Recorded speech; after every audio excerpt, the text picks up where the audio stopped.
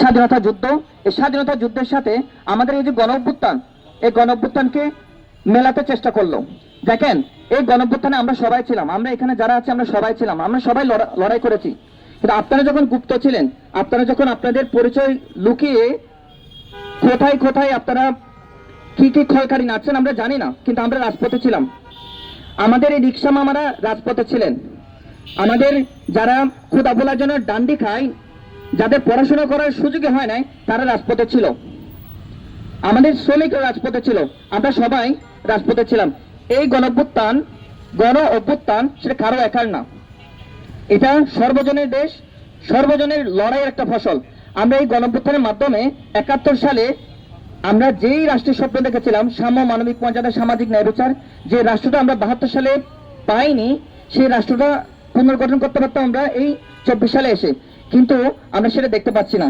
এখানে গুটি কয়েক এসে এই জুলাই গণঅভ্যুত্থানের ফসল তারা উপভোগ করতেছে, তারা ভোগ করতেছে, এবং তারা পুরো জুলাই গণঅভ্যুত্থানকে এখন প্রশ্নবিদ্ধ করে রাখছে। বন্ধুগণ, আমরা দেখতে পেয়েছি জুলাই গণঅভ্যুত্থানে নারীদের কি ভূমিকা ছিল। দিনের পর দিন আমরা দেখতে পেয়েছি নারীরা কিভাবে বুক চেতিয়ে রাজপথে লড়াই করেছে।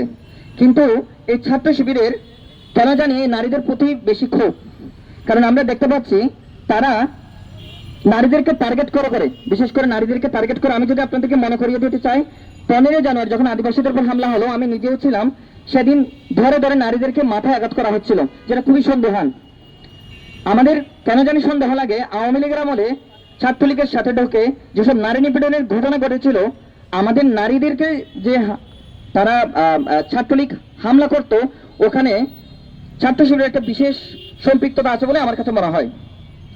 বন্ধুগণ, আপনাদেরকে সবাইকে ধন্যবাদ জানাচ্ছি। আমাদের এই যে লড়াই, 1971 সালের মুক্তিযুদ্ধের আকাঙ্ক্ষার যে লড়াই, সেটা জারি থাকুক।